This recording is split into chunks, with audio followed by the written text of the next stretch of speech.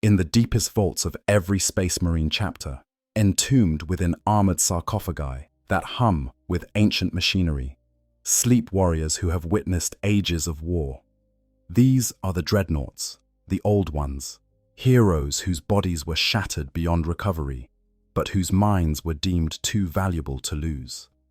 Some have served for millennia, awakened only for the direst conflicts, their memories stretching back through centuries of blood and fire. These ancient warriors are living bridges to their chapters past, repositories of tactical wisdom and historical knowledge that no text or recording could capture with the same authenticity. Yet there exists a period in human history about which even the most ancient of these warriors remain mysteriously silent.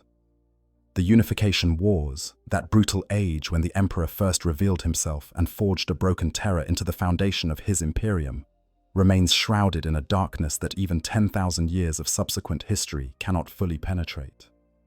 You might expect that somewhere, in some chapter's fortress monastery, an ancient dreadnought from those primordial days still slumbers, ready to speak of steam-belching war machines clashing in the ruins of old Earth, of thunder warriors bringing tyrants to heel, of techno-barbarian empires falling one by one before the Emperor's inexorable advance. But no such witness exists.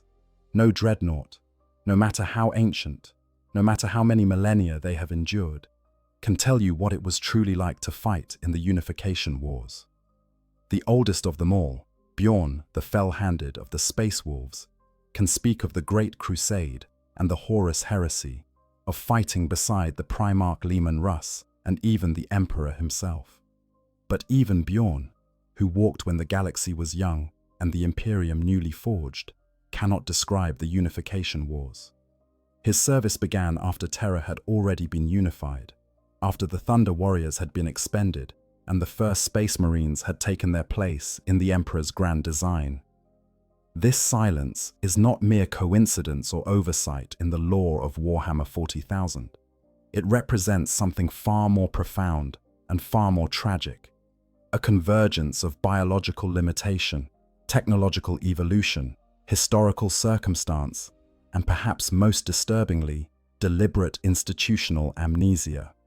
To understand why no ancient dreadnought can describe the Unification Wars, we must first understand what dreadnoughts truly are, how they experience existence, and why the passage of time affects them in ways fundamentally different from mortal beings or even regular Space Marines.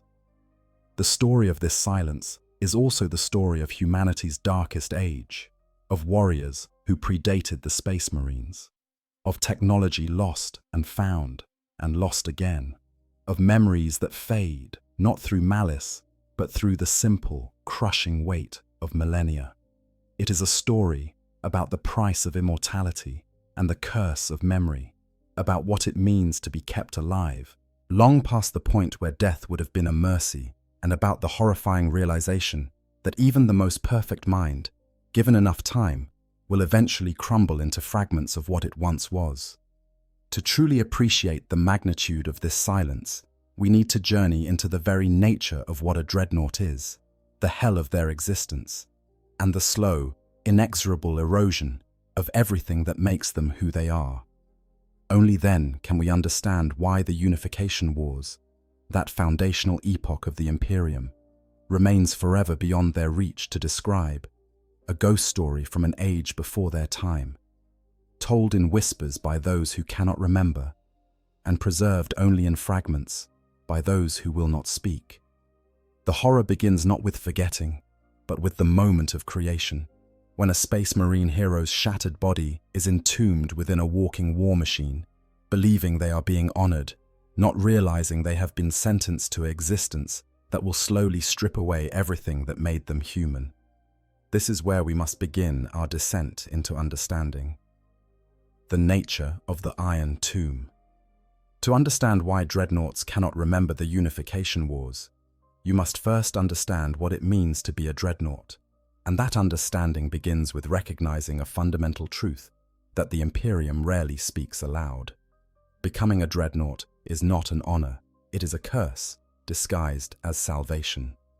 When a space marine suffers wounds so catastrophic that even their enhanced physiology and the miracles of Imperial medical technology cannot restore them, when their body is broken beyond any hope of recovery, but their mind still flickers with consciousness, a terrible decision must be made. For most warriors, this is where their service ends, where they are granted the Emperor's peace and allowed to pass into whatever awaits the faithful. But for a precious few, those whose deeds have marked them as exceptional, even among the exceptional, a different fate awaits. The process of entombment is a nightmarish marriage of surgery and engineering that would horrify anyone not inured to the Imperium's casual brutality. What remains of the Space Marine's body, often little more than a torso, portions of the head, and perhaps fragments of limbs, is carefully extracted from their ruined power armor. Neural relays are drilled directly into the spine and brainstem. Life support systems are grafted onto what's left of their organs. The consciousness that once commanded a body of muscle and bone is hardwired into a walking tank, their thoughts translated through machine interfaces into the movements of pistons and servos. The Marine awakens to discover they no longer have hands, but weapon mounts. They cannot feel the ground beneath their feet because they no longer have feet. Only the seismic feedback of multi-ton actuators. Their voice, which once inspired their brothers in the heat of battle, is now a mechanical approximation synthesized through vox speakers, a hollow echo of what they used to be. Every sensation is filtered through layers of sensors and processors, the raw experience of existence reduced to data streams and electrical impulses. This is the reality of Dreadnought existence, and it is only the beginning of the horror. Because the human mind, even one enhanced by the gene seed of the Primarchs, was never meant to exist in such a state. The psychological strain is immense, the disconnection from physical reality so profound that many newly interred warriors descend into madness within their first years of service. To prevent this, to preserve what remains of these heroes for as long as possible, the chapters employ a cruel mercy. They put their dreadnoughts to sleep. The sleep of a dreadnought is nothing like the rest that mortals know. It is a form of stasis, a shutting down of consciousness that may last decades or even centuries at a time. The dreadnought is placed in a sepulchre within the chapter's fortress monastery, their systems cycled down to minimal activity, their minds suspended in a state between existence and oblivion. Time becomes meaningless. They close their optical sensors on one century and open them in another, with no sense of the years that have passed, no dreams to mark the endless nothing. And here is where the true horror reveals itself. This process of sleeping and waking, repeated over and over across millennia, slowly destroys the very thing it was meant to preserve. The human brain, even one enhanced by genetic engineering, begins to degrade. Neural pathways atrophy. Memories fade not all at once, but gradually, like ink dissolving in water. The longer a dreadnought serves, the more of themselves they lose, until eventually there is nothing left but the desire to fight and a rage that cannot be quenched. The degradation follows a predictable pattern that tech marines and chaplains have observed across thousands of years. At first, the newly entombed marine retains most of their personality and memories. They know their brothers, remember their campaigns, can speak of their past with clarity and emotion. They are still themselves, just trapped in metal rather than flesh. But with each awakening, with each century of sleep, the details begin to blur. Names are the first to go. A dreadnought might remember fighting beside a particular brother but cannot recall what he was called. Then faces fade from memory, individual features becoming indistinct, specific people merging into generic impressions of battle brothers rather than distinct individuals. Time becomes increasingly difficult to pass. A dreadnought awakens believing the last battle was days ago, only to learn that centuries have passed. Events from different eras blend together, creating false memories where campaigns from separate millennia merge into single confused recollections. The emotional content of memories erodes as well. A dreadnought might recall the facts of a great victory, but no longer feel the pride and joy that once accompanied it. They remember losing brothers in battle, But the grief has faded to nothing, replaced by cold tactical assessment. The connections that make memories meaningful, the threads of emotion and context that tie our experiences into coherent narratives, slowly unravel until only data remains. This battle happened. These enemies were present. These tactics were employed, but the why and the how it felt are lost forever. In the most extreme cases, dreadnoughts lose track of when they are entirely. They awaken on a battlefield in the 41st millennium and believe they are still fighting campaigns from the Horus heresy. They call out orders to brothers who have been dead for 10,000 years. They identify enemies according to classifications that haven't been used in millennia. The present becomes indistinguishable from a past they can barely remember, creating a nightmarish temporal confusion where the dreadnought exists in multiple eras simultaneously, none of them quite real. This cognitive decline is exacerbated by the physical realities of their existence. The amniotic fluids that preserve what remains of their organic body gradually become less effective over time. The neural interfaces that connect their brain to the dreadnought chassis accumulate microscopic damage with each activation. The biological components within the sarcophagus age, despite the life support systems, cellular degradation continuing at a rate slowed but not stopped by the technologies employed to sustain them. Some dreadnought patterns accelerate this process more than others. The ancient Leviathan pattern siege dreadnoughts, for instance, place such tremendous strain on their pilots that even a few centuries of service can drive them completely insane. The neural load required to control such powerful weapons and systems literally burns out the organic brain, leaving behind something that can barely be called conscious. These dreadnoughts are kept in the deepest vaults, shackled and dormant, awakened only in the most desperate circumstances, when their destructive power is worth the risk that they might not be able to distinguish friend from foe. The chapters know all of this. The tech marines who tend to the dreadnoughts, the chaplains who counsel them during their brief periods of wakefulness, the chapter masters who make the terrible decision to wake them for battle. They all understand the price these warriors pay for their continued service. Yet the necessity outweighs the horror. A single dreadnought can turn the tide of battle, their firepower equivalent to a main battle tank, their tactical experience worth more than entire squads of younger marines. So they maintain the machines, perform the rituals, speak the prayers, and try not to think too hard about the consciousness trapped within the metal, slowly losing itself to the endless march of time. This is the baseline reality of dreadnought existence, even under the best circumstances, with the most careful maintenance and the most judicious deployment. A dreadnought's mind will eventually degrade to the point of complete dysfunction. Memories will be lost, identity will fragment. The warrior who was once a hero will become a weapon that can think, but can no longer truly feel or remember with any clarity. And this process happens to all dreadnoughts, without exception, given enough time. Now, with this understanding of what dreadnoughts are and how they experience time and memory, we can begin to approach the question of why none of them can describe the Unification Wars. Because even if a dreadnought from that era somehow existed, even if they had been entombed during those ancient conflicts and kept in service for the 10,000 years since, the sheer weight of time would have long since eroded any meaningful memory of those events. What happened during the Unification Wars occurred over 10 millennia ago. That is not merely ancient history. That is an expanse of time so vast that it defeats human comprehension. To put it in perspective, the Horus heresy, which is itself considered ancient history within the Imperium, happened roughly 10,000 years before the current timeline of Warhammer 40k.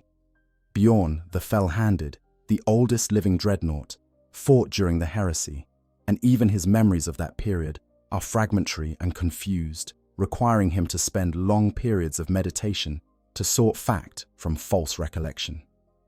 The Unification Wars ended approximately 200 years before the heresy began. For a hypothetical dreadnought from the Unification era, they would be trying to recall events from over 10,200 years ago, filtered through centuries upon centuries of sleep countless awakenings, and the inevitable degradation of their organic brain. It would be, quite literally, impossible. The human mind simply cannot retain coherent memories across such vast expanses of time, especially not when subjected to the repeated trauma of dreadnought existence. Even if you started with perfect recall of every moment of the Unification Wars, even if the entombment process initially preserved those memories flawlessly, the slow erosion of millennia would reduce them to nothing more than vague impressions, feelings without context, fragments so disconnected from their original meaning as to be useless for any historical purpose. But there is an even more fundamental reason why no dreadnought can describe the Unification Wars, one that makes all questions of memory degradation and cognitive decline irrelevant. No Space Marine dreadnought from the Unification Wars era has ever existed, because Space Marines did not fight in the Unification Wars, at least not in any meaningful numbers, and certainly not in a way that would have led to any of them being entombed in dreadnoughts that survive to the present day. To understand this crucial fact, we need to travel back to the very beginning, to the age of strife and the broken world that would become the foundation of the Imperium. We need to understand what the Unification Wars actually were, who fought in them, and why the warriors who unified Terra were not the same as the warriors who would conquer the galaxy. Terra's darkest age, the world before unity. To appreciate why no dreadnought exists from the Unification Wars, you must first understand the sheer alien horror of what Terra had become by the end of the Age of Strife. This was not the gleaming capital world of the Imperium that would later exist, not even the war-torn but recognizable planet of more recent conflicts. This was a nightmare world, a planet so thoroughly devastated by millennia of warfare, environmental collapse, and technological regression that it bore only the faintest resemblance to the Earth that had once been the cradle of human civilization. The Age of Strife, that 5,000-year period of galactic catastrophe, had hit Terra particularly hard. Warp storms had severed all contact with human colonies beyond the Sol system. The global government had collapsed into warring factions.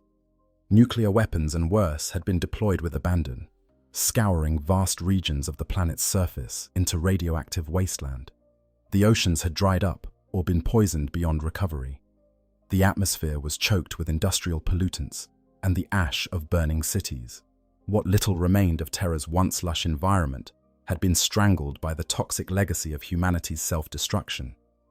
Into this wasteland had emerged the techno-barbarians, warlords who controlled fragments of ancient technology they barely understood, ruling through a combination of savage violence and the threat of weapons left over from more enlightened ages. These were not mere tribal chieftains with primitive weapons. They commanded armies equipped with power armor, Volkite weapons, plasma guns, and in some cases, technologies that even the later Imperium would consider miraculous. They built fortress cities from the bones of ancient arcologies, powered by Dark Age reactors they could operate but never truly comprehend.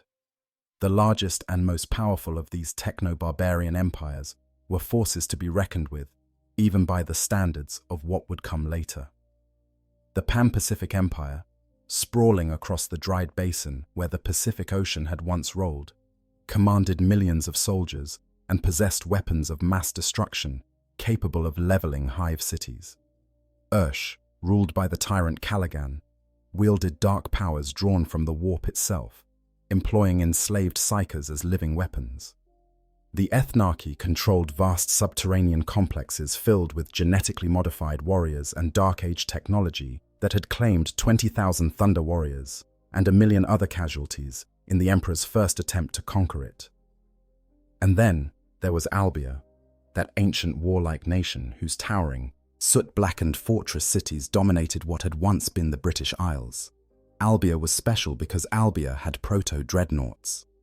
These steam-belching war machines, piloted by their Ironside clan warriors, were technological marvels that prefigured the later dreadnoughts of the Space Marine chapters.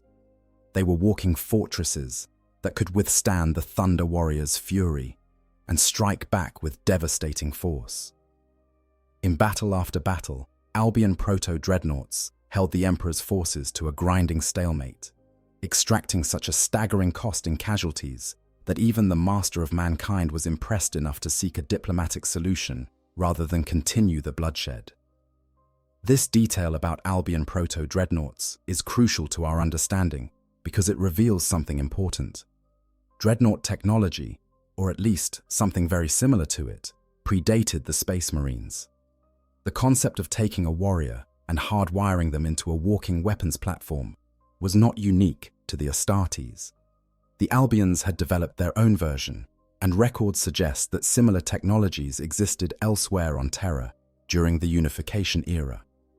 These proto-dreadnoughts were part of the technological tapestry of the Age of Strife, weapons from the dark age of technology that had been preserved and maintained by the techno-barbarian states.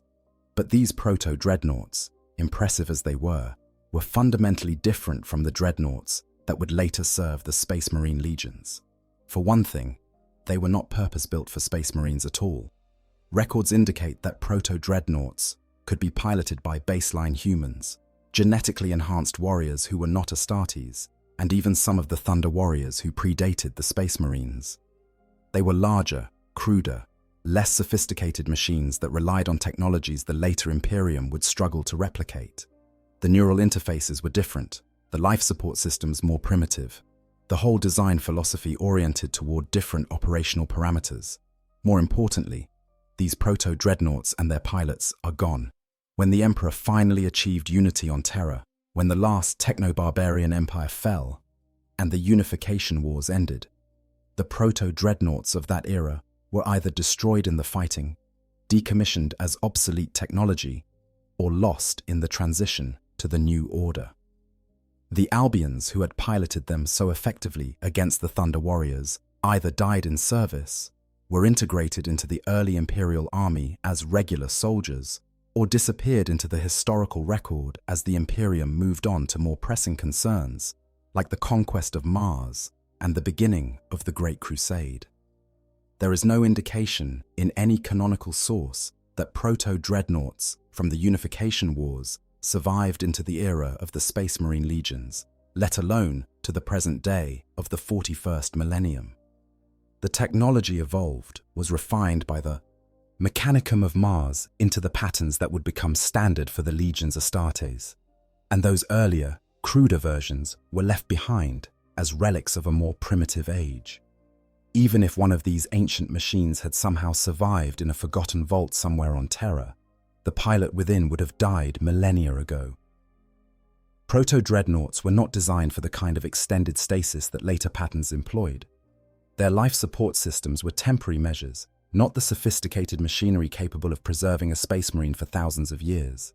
The warriors who did fight in the Unification Wars, the soldiers who actually unified Terra under the Emperor's banner, were not Space Marines, but Thunder Warriors. These genetic super soldiers, the precursors to the Astartes, were engineered for maximum combat effectiveness, with little regard for long-term viability.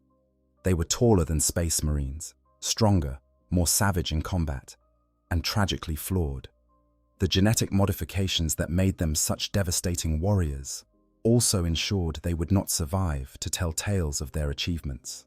Their bodies degraded over time. Their minds became unstable, prone to fits of uncontrollable rage and confusion. Within decades of their creation, most Thunder Warriors would be dead from the accumulated strain of their own biology.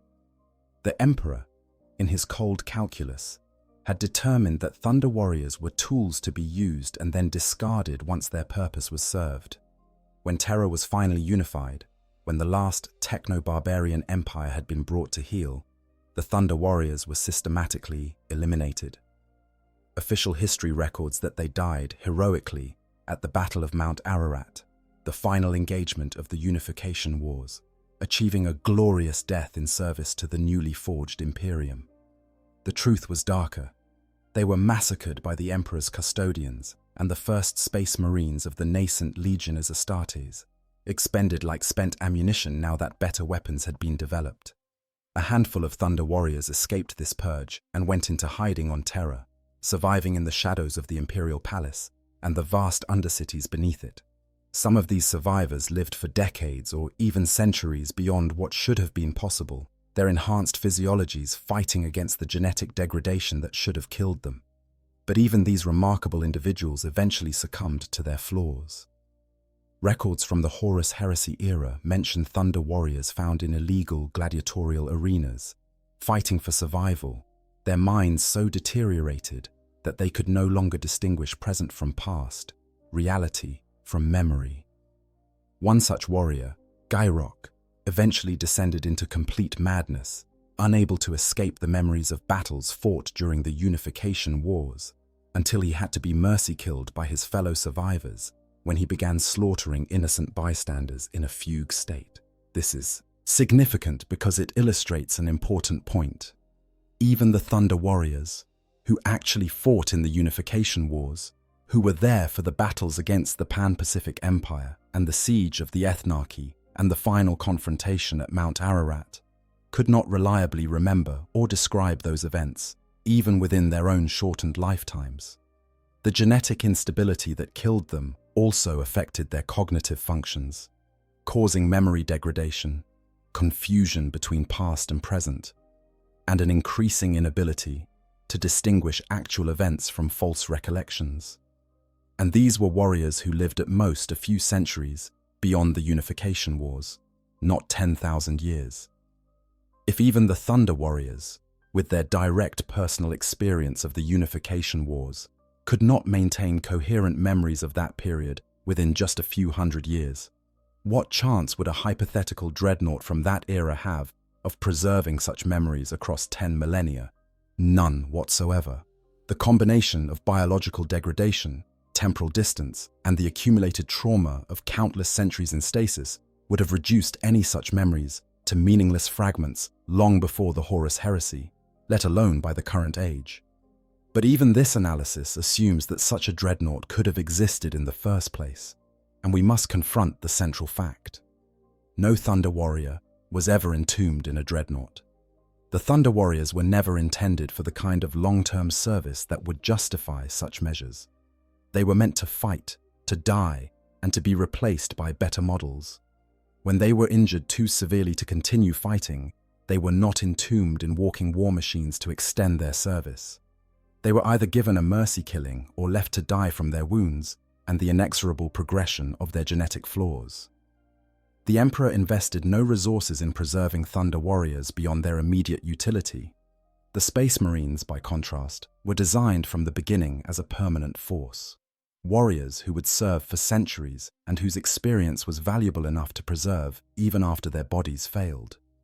The Dreadnought technology, that would eventually become standard for the Legiones Astartes, was developed specifically for Space Marines, with their enhanced physiology and resistance to the stresses of extended cybernetic integration. Thunder Warriors, with their unstable genetics and relatively short operational lifespans, were simply not compatible with the long-term requirements of dreadnought service.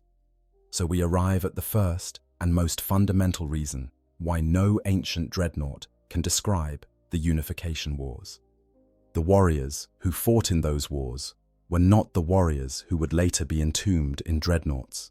Thunder Warriors died or were killed before the technology became standardized. Proto-dreadnoughts from the techno-barbarian era were destroyed or disappeared without their pilots, being preserved. The first true Space Marine dreadnoughts did not exist until after Terra had already been unified, after the Great Crusade had begun, after the Unification Wars had passed into history. The oldest possible dreadnought, therefore, would have been entombed during the early Great Crusade at the very earliest, and more likely during the later stages of that 200-year campaign, or during the Horus Heresy that followed. Even Bjorn the Fell-Handed, ancient beyond reckoning, does not date back to the Unification Wars. His service began during the Great Crusade, after Terra had been unified, after the Space Marine legions had been fully formed and deployed to bring the scattered worlds of humanity back under the Emperor's rule. There is a gap of at least 200 years between the end of the Unification Wars and the earliest possible Dreadnought entombment, and that gap is utterly unbridgeable. No memory survives that chasm. No technology from that era remains functional. No warrior who fought in those ancient battles lived long enough to be entombed in the Dreadnought patterns that would become standard. The Unification Wars occurred in a different technological epoch, fought by different warriors, using different equipment, operating under different strategic parameters. It is, quite literally, prehistory, as far as the Dreadnoughts are concerned, an age before their kind existed, a time they can no more remember than a child can remember events that occurred before they were born. But even if, through some miraculous preservation of technology and circumstance, a Dreadnought had somehow existed from that era, even if we could wave away all the practical and technological impossibilities and imagine such a warrior sleeping away the millennia, there would still remain the insurmountable problem of memory itself and the crushing weight of time. To understand this, we need to examine how memory functions in Dreadnoughts, what 10,000 years of existence does to a consciousness, and why some memories survive while others are lost forever. The architecture of memory and forgetting memory, particularly long-term memory in beings who were never meant to live for millennia, is not a simple recording that can be played back at will.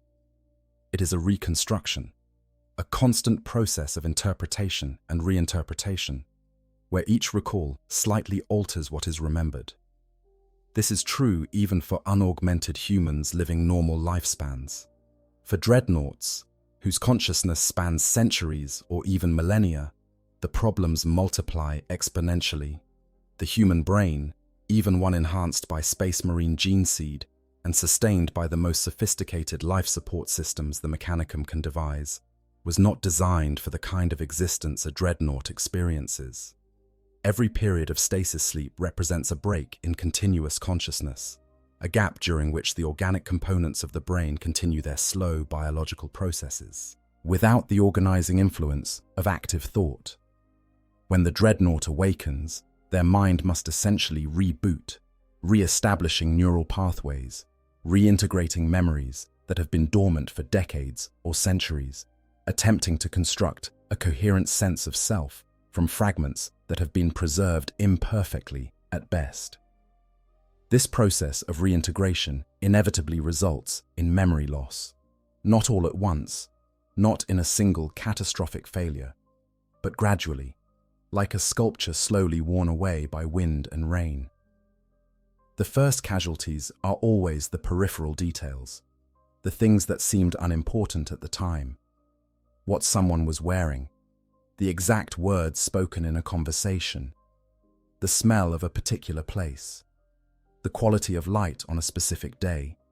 These sensory details that give memories their vividness and emotional resonance fade first, leaving behind only the bare skeleton of events. As more time passes and more cycles of sleep and waking occur, the degradation accelerates. Names become difficult to recall, then impossible. Faces blur together until individual features are lost. Sequences of events become muddled, with causes and effects separating from each other. Battles remembered, but not when they occurred or why they were fought. The emotional content of memories erodes until events that once carried tremendous personal significance become mere facts, data points in a vast database that has lost all human context. The rate of this degradation varies depending on several factors. Memories tied to strong emotions tend to last longer, though even they eventually fade. The repetition helps. A Dreadnought, who participates in similar battles across centuries, might retain clearer memories of their general tactics and combat doctrine, even as specific engagements blur together into a single, indistinct mass. Traumatic memories can persist longer than pleasant ones, a cruel irony that ensures the horrors witnessed in battle outlast the moments of triumph or brotherhood. The type of Dreadnought chassis also plays a role in how quickly memories degrade. Standard Castroferrum pattern. Dreadnoughts, while placing significant strain on their pilots, are designed to minimize neural damage over extended periods. Their interface systems are refined to preserve as much cognitive function as possible, and their life support systems are calibrated to sustain the organic brain in the best possible condition for as long as possible. A dreadnought, in one of these patterns, might maintain relatively clear memories for a few centuries before significant degradation becomes apparent. More specialized or advanced patterns come with steeper costs. Contemptor pattern, dreadnoughts, relics from the Great Crusade era, are more powerful, but also more demanding on their pilots. The increased neural load required to operate their more sophisticated weapons and systems accelerates cognitive decline.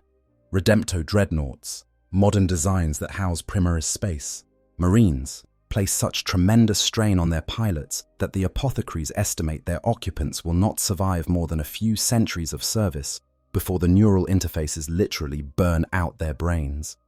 And then there are the Leviathan pattern siege dreadnoughts, those terrible engines of war that represent the ultimate extreme of dreadnought design. These massive, heavily armed war machines are so demanding on their pilots that even a few decades of service can drive them completely insane.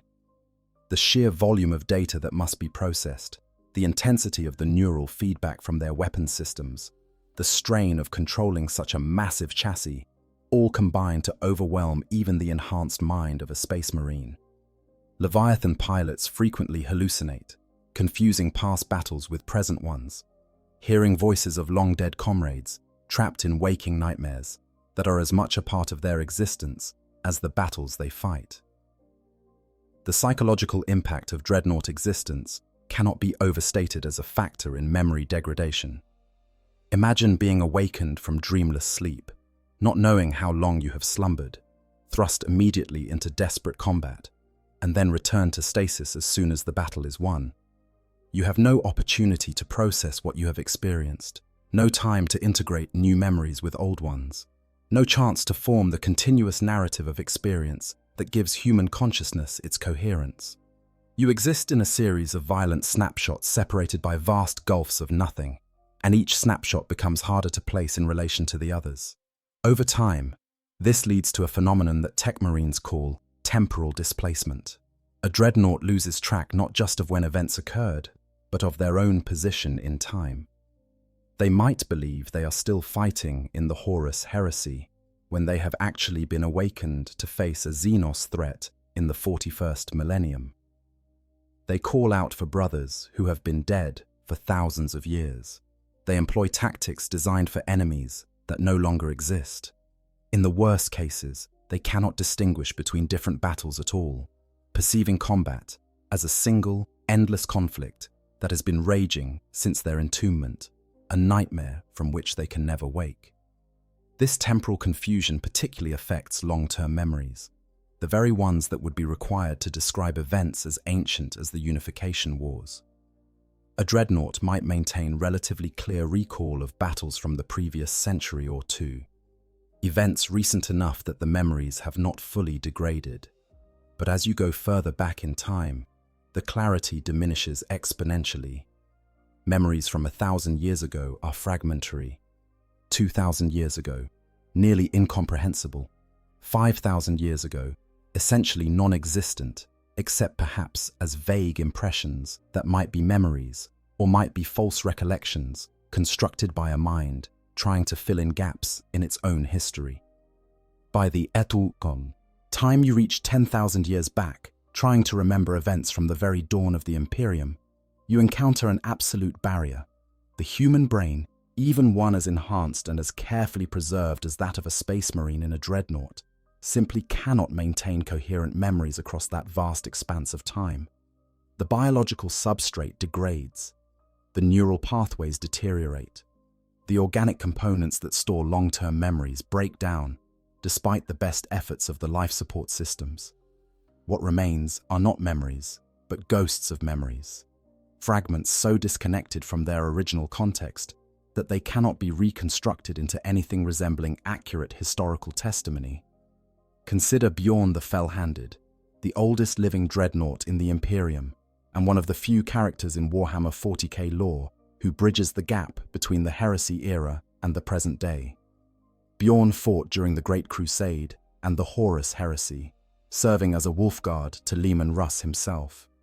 He was present at some of the most pivotal moments in Imperial history. His memories are literally priceless, containing first-hand accounts of the Primarch and the Emperor that no written record can match. The Space Wolves revere him not just as a powerful warrior, but as a living link to their chapter's founding, a direct connection to the Age of Legends.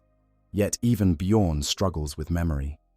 When he is awakened, which the Space Wolves do only rarely and only for the most critical situations, he requires time to orient himself, to separate his memories of ancient battles from the present conflict. He sometimes mistakes current Space Wolves for brothers who died millennia ago. His recollections of specific events are fragmentary and require careful prompting to extract. He forgets names, confuses timelines, misremembers details. And this is after 10,000 years of the most careful preservation, the most reverent maintenance, the most judicious deployment. This is the best-case scenario for Dreadnought memory, and even here we see significant degradation. The Unification Wars ended approximately 10,200 years before the current timeline of Warhammer 40k. Even for Bjorn, whose service began during the Great Crusade, perhaps 200 years after the Unification Wars ended, that period is beyond his living memory. It predates his existence. It belongs to an era he never witnessed, described to him at best second-hand by those who came before him. If Bjorn, who is as close as any living being gets to remembering the Imperium's founding, cannot describe the Unification Wars, then no Dreadnought can. The theoretical maximum lifespan of a Dreadnought is unknown, because no Dreadnought has been pushed to the absolute limit of what their systems can sustain. Most are destroyed in battle long before biological failure becomes an issue. But based on observed patterns of cognitive decline in the oldest surviving specimens, tech marines estimate that a Dreadnought might maintain functional consciousness for perhaps 3,000 to 5,000 years before the accumulated damage becomes too severe to continue. Beyond that point, even if the life support systems continue functioning, the mind within has degraded past the point where it can meaningfully operate the chassis or communicate with others. This means that even if a Dreadnought had been entombed at the very end of the Unification Wars, during the last battles before Terra achieved unity, they would have reached complete cognitive failure no later than 5,000 years after their entombment. They would have been effectively dead, their organic brain too damaged to maintain consciousness, somewhere around the middle of the age of the Imperium. None of their memories would have survived to the present day, because the biological substrate that held those memories would have long since ceased to function. In reality, the situation is even more dire than this theoretical maximum suggests. Dreadnoughts typically begin showing significant cognitive impairment after just a few centuries. By 1,000 years, the degradation is severe enough that they can no longer be relied upon for anything requiring complex thought or detailed recall. By 2,000 years, they are essentially living weapons, capable of fighting, but barely capable of anything that could be called conversation. By 3,000 years, many chapters choose to allow their ancient ones a final rest rather than continue waking them for battles they can barely comprehend. The few Dreadnoughts who survive beyond 3,000 years do so as much because of luck and the specific circumstances of their service as because of any superior preservation. Perhaps they were awakened less frequently, giving their brains more time in stasis to recover from each activation. Perhaps their particular genetic lineage made them more resistant to the strain of the neural interfaces. Perhaps they simply had stronger wills, fighting against the erosion of their consciousness through sheer determination. But even these exceptional cases follow the same ultimate trajectory: slow, inexorable decline into a state where the past is a meaningless blur and only the present moment of combat holds any reality. Given all of this, the question of why no ancient Dreadnought can describe the Unification Wars answers itself. They cannot describe those wars because no Dreadnought from that era exists. No Dreadnought who fought in those wars was ever entombed because the warriors who fought in those wars were not space marines, and the dreadnought technology had not yet been adapted for them. Even if one had somehow been created, they would have reached complete cognitive failure thousands of years ago, their memories lost to the biological degradation that no technology can fully prevent.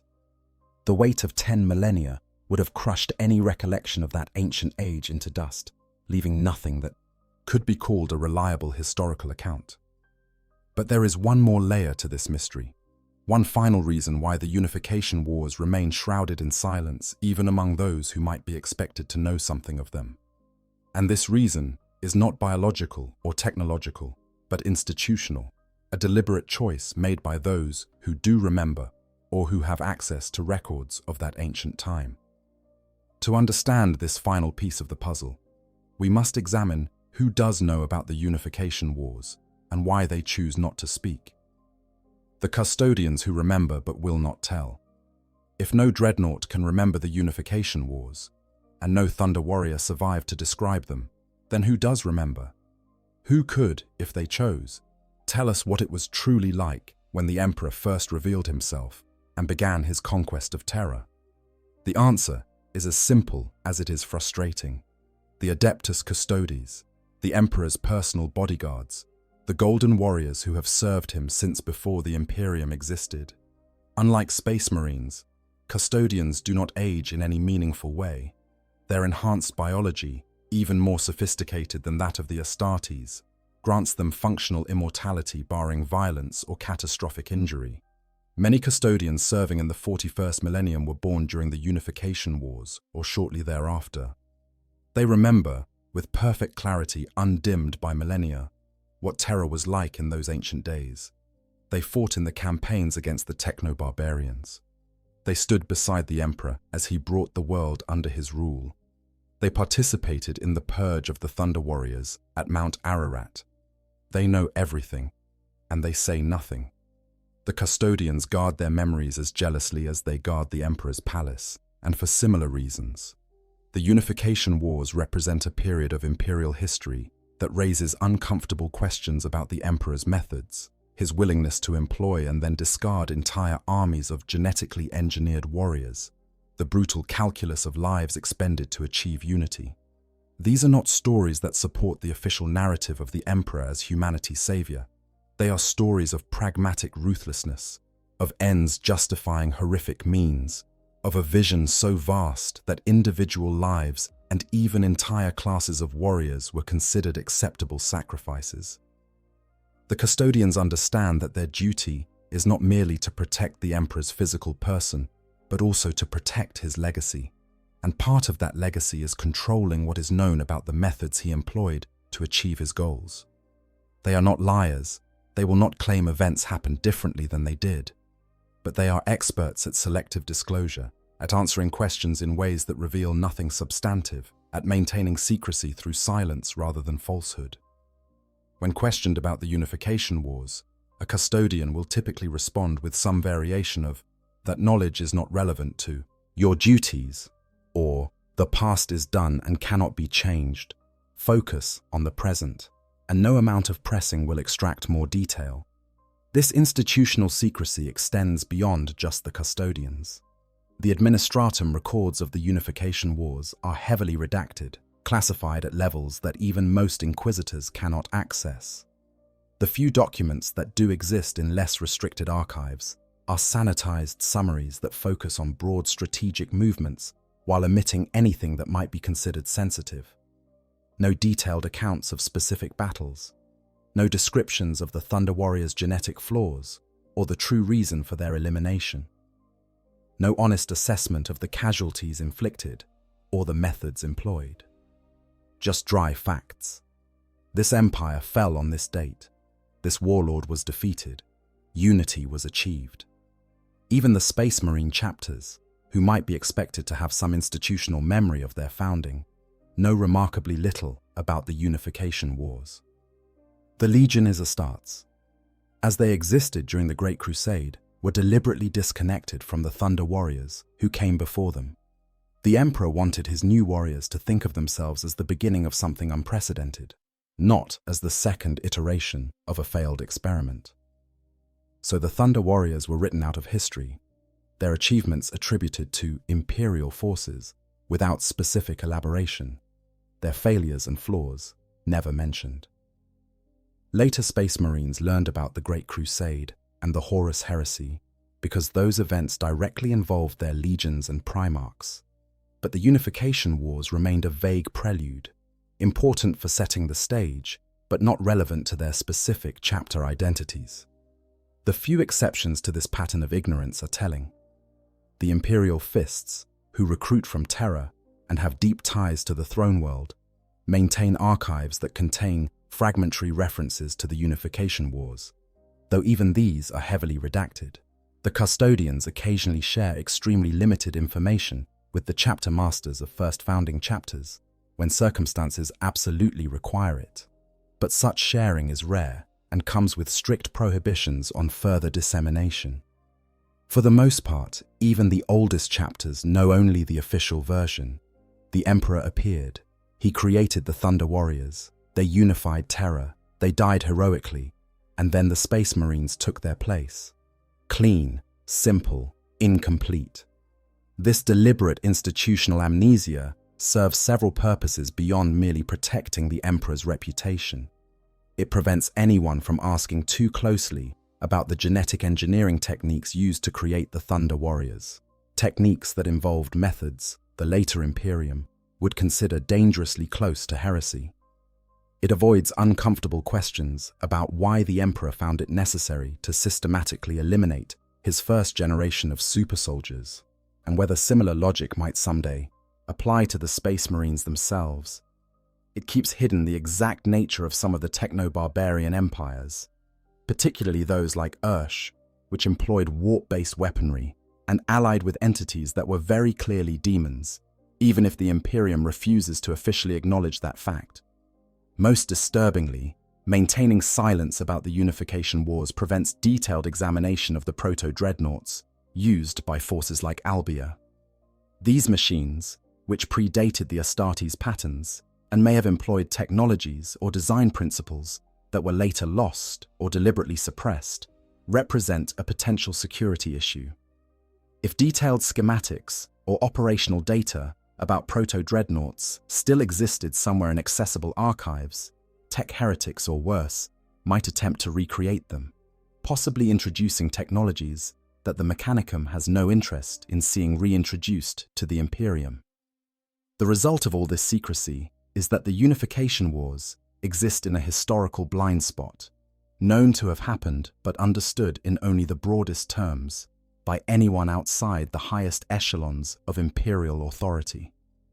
Even most inquisitors, whose warrant theoretically grants them access to any information in service of protecting humanity, find themselves stonewalled when they inquire too deeply about that period.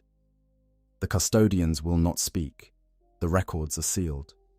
The few surviving artifacts from that era are locked away in vaults that open for no one without the personal approval of the Captain General of the Adeptus Custodes, and such approval is almost never granted.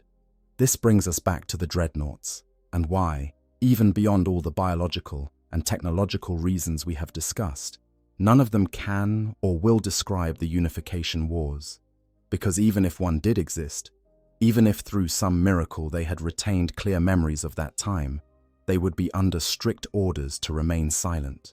The institutional forces arrayed to keep knowledge of the Unification Wars limited and controlled would not tolerate a dreadnought who could speak freely about that era, offering first-hand testimony that might contradict or complicate the official narrative.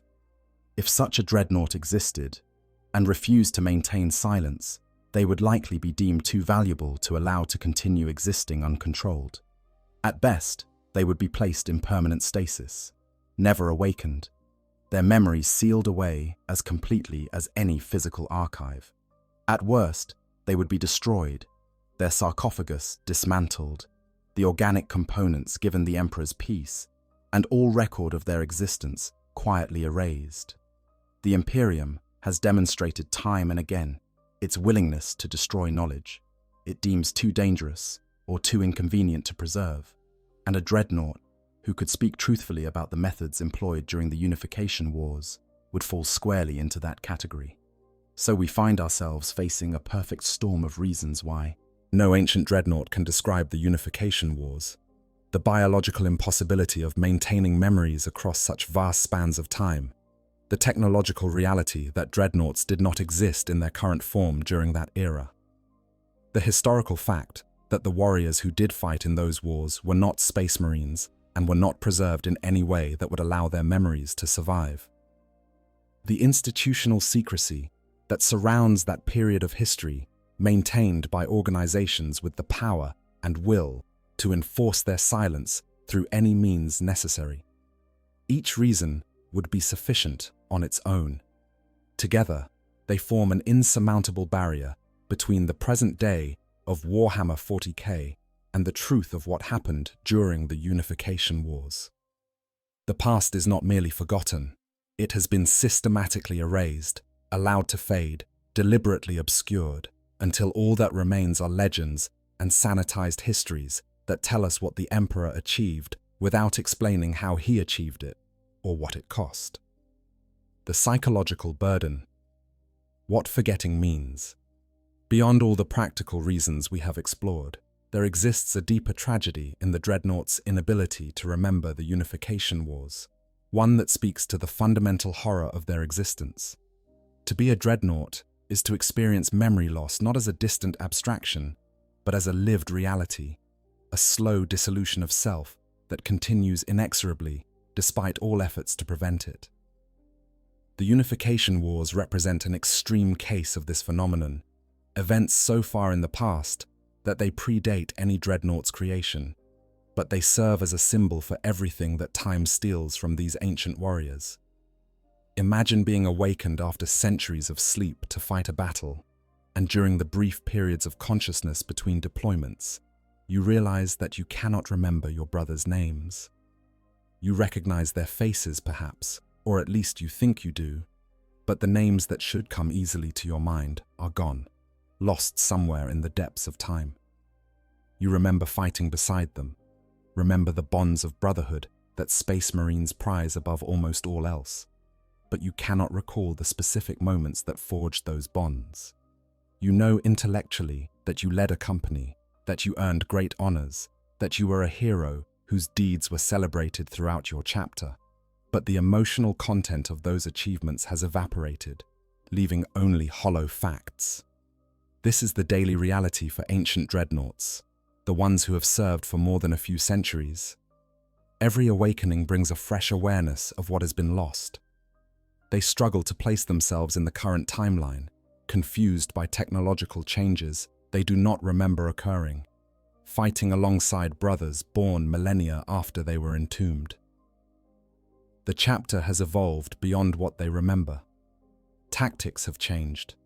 The enemies have changed. The very language has shifted, so that words they use are sometimes archaic or carry different meanings than they once did. They are strangers in their own chapter, revered as heroes but increasingly unable to connect with the Marines they fight beside. The psychological impact of this continuous loss cannot be overstated. Humans, even enhanced humans like Space Marines, define themselves largely through their memories, the accumulated experiences that shape identity and provide continuity of self across time. When those memories begin to fail, identity itself becomes uncertain. A dreadnought who cannot remember their past with clarity may begin to question who they really are. Were they truly the hero the chapter claims they were? Or is that just a story they have been told so many times they have come to believe it? Did they really perform the deeds recorded in the chapter's annals? Or have they been confused with someone else, their achievements attributed to them in error? This existential uncertainty is compounded by the temporal displacement we discussed earlier. When you exist in a series of waking moments separated by centuries of nothing, when the last battle you remember clearly might have been 2,000 years ago, but feels like it happened yesterday, how do you maintain any sense of continuous selfhood? Who are you when you can no longer trace an unbroken line from your present self back to the initiate who first took the gene seed and became a Space Marine? The chapters try to help their ancient dreadnoughts maintain some sense of continuity.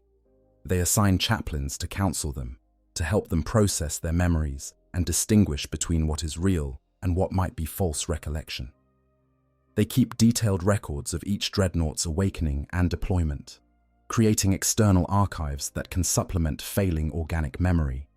They speak to their ancients with reverence, but also with care, understanding that these warriors are fragile in ways that have nothing to do with the strength of their armored shells. But there are limits to what can be done. No amount of external record-keeping can restore lost memories. No chaplain's counsel can prevent the slow biological degradation of the organic brain. The dreadnoughts know this. In their lucid moments, they understand that they are slowly losing the battle against time, that each awakening brings them closer to the point where they will no longer be able to function as anything more than automated weapons, responding to commands, but no longer capable of independent thought or memory. Some dreadnoughts eventually reach a point where they ask to be allowed to die. They petition their chapter masters to let them rest, to disconnect their life support, to finally experience the death that should have claimed them centuries or millennia ago. These requests are almost always denied. The chapters cannot afford to lose such valuable assets. The dreadnoughts represent too much accumulated tactical experience, too much firepower, too much symbolic importance as living links to their chapter's history. So they continue to be awakened, continue to fight, continue to lose pieces of themselves with each passing century, trapped in an existence they can neither escape nor fully comprehend. This psychological dimension adds a layer of horror to the question of why no dreadnought can describe the Unification Wars. It is not merely that the events are too far in the past to remember. It is that remembering anything from that long ago is fundamentally impossible for a consciousness experiencing the kind of degradation that dreadnought existence inevitably produces. The Unification Wars are not a special case. They are simply the most extreme example of the general phenomenon of memory loss that afflicts all dreadnoughts over sufficient time. A hypothetical dreadnought from the Unification Wars, had one existed, would not have retained memories of those conflicts while losing memories of more recent events. The degradation does not work that way. It affects all memories relatively equally, with older memories actually more vulnerable because they have had more time to degrade.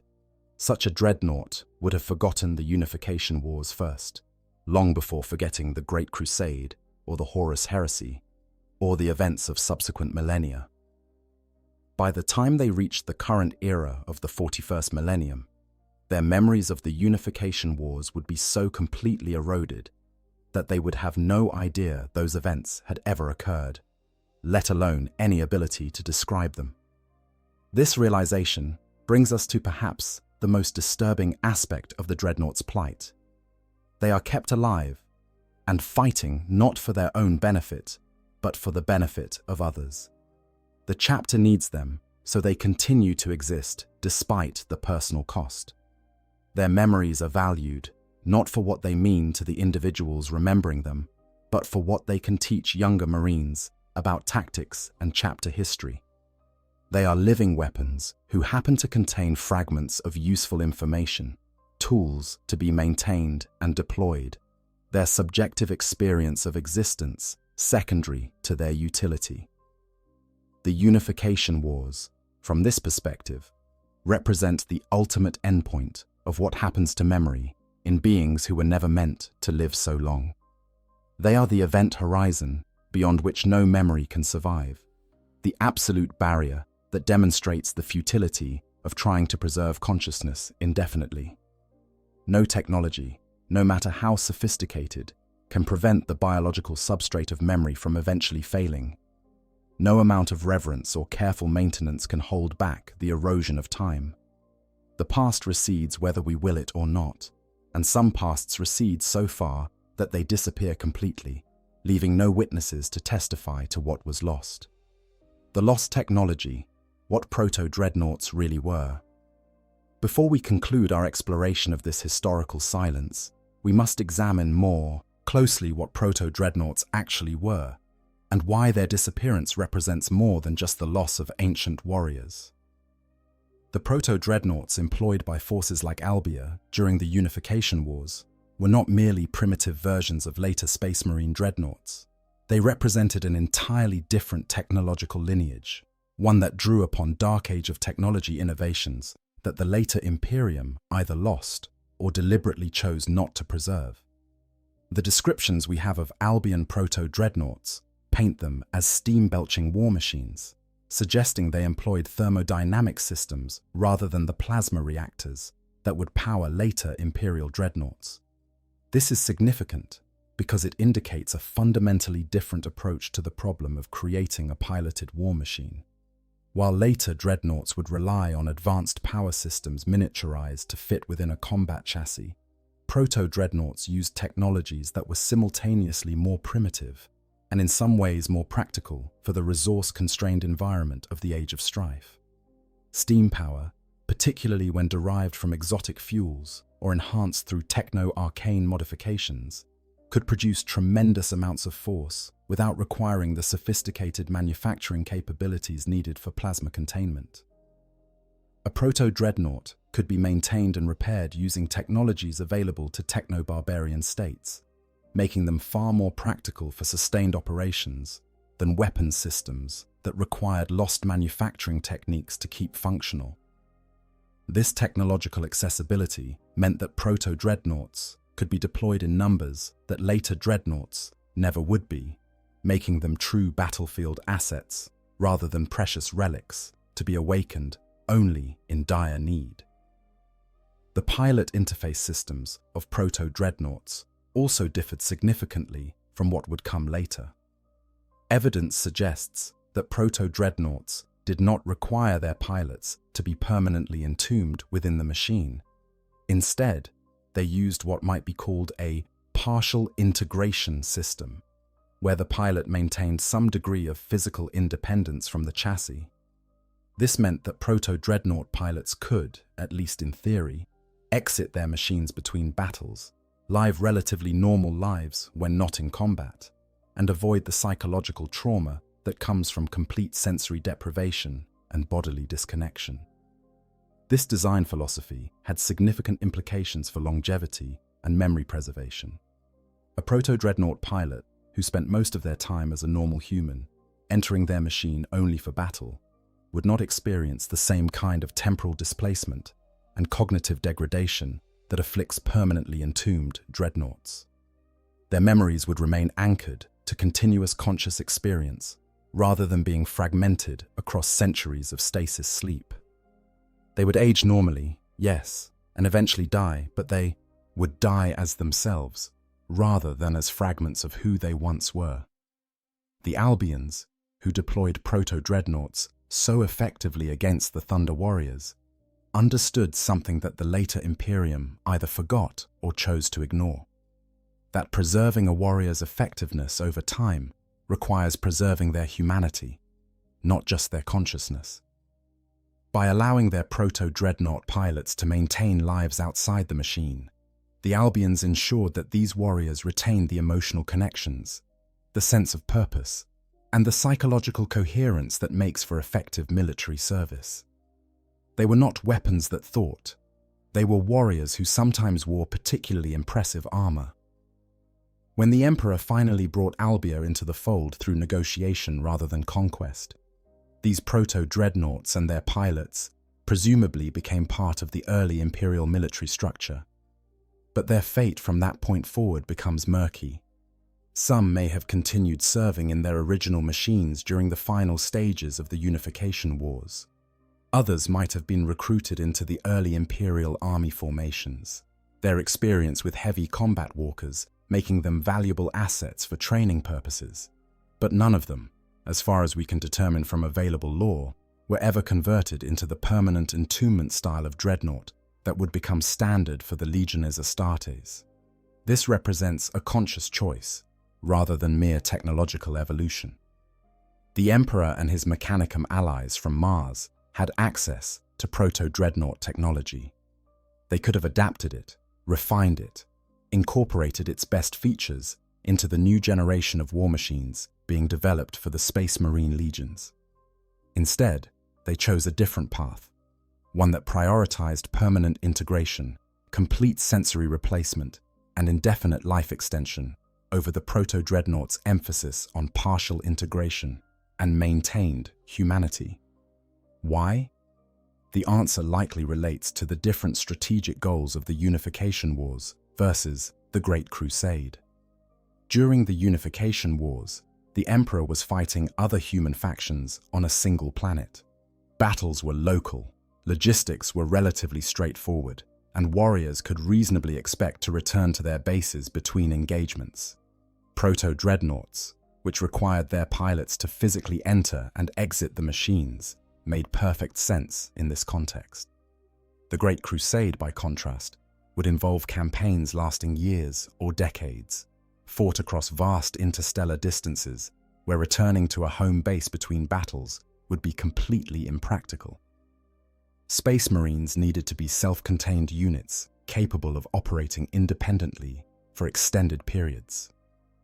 A dreadnought that required its pilot to be physically able to enter and exit the machine would be useless on a ship during warp transit or on a planet with an environment toxic to unprotected humans. The permanent entombment design, which turned the dreadnought chassis into a complete life support system, solved these problems at the cost of the pilot's long-term psychological health. The proto-dreadnoughts of the Unification Wars thus represent a road not taken, a technological approach that was abandoned in favor of something more suited to the Imperium's expansionist goals, but far crueler to the individuals forced to serve within it. And because that road was not taken, because proto-dreadnoughts were phased out and their pilots allowed to die natural deaths rather than being preserved indefinitely, no witness from that era survived to describe what the Unification Wars were actually like. This technological discontinuity is crucial to understanding the silence we are exploring. It is not merely that dreadnoughts from the Unification Wars have forgotten due to time and biological degradation. It is that the type of war machine that fought in the Unification Wars was fundamentally incompatible with the kind of long-term preservation that later dreadnoughts employed. The warriors who piloted proto-dreadnoughts were never entombed in the permanent sense. They served their time, fought their battles, and then died like any other soldier, their memories lost to the same mortality that claims all unaugmented humans. The transition from proto-dreadnoughts to the permanent entombment model also reflects a darker shift in the Imperium's attitude toward its warriors. Proto-dreadnoughts treated their pilots as valuable humans who happened to operate powerful machines.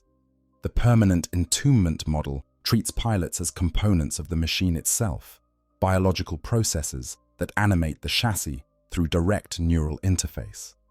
The proto-dreadnought pilot was a person who wore a machine. The permanently entombed dreadnought is a machine that contains the remnants of a person. This philosophical shift, from warrior operating machine to person as part of machine, mirrors the Emperor's broader approach to military organization during the Unification Wars versus the Great Crusade. The Thunder Warriors, for all their flaws, were still recognizably human in their emotional responses and psychological profiles. The Space Marines, by contrast, were designed to be post-human, their emotional responses dampened, their psychological profiles optimized for warfare rather than peacetime existence. The transition from proto-dreadnoughts to permanent entombment followed the same trajectory, moving away from preserving the pilot's humanity toward maximizing the weapon system's operational efficiency. Understanding this technological and philosophical evolution helps explain why the Imperium seems untroubled by the absence of dreadnought witnesses to the Unification Wars. From the institutional perspective, those proto-dreadnoughts and their pilots served their purpose during their era and were then correctly allowed to pass into history. There was no expectation that they would be preserved indefinitely because the permanent preservation mindset had not yet taken hold. The Unification Wars were fought by mortal warriors using mortal lifespans. And when those wars ended, those warriors passed beyond the reach of memory.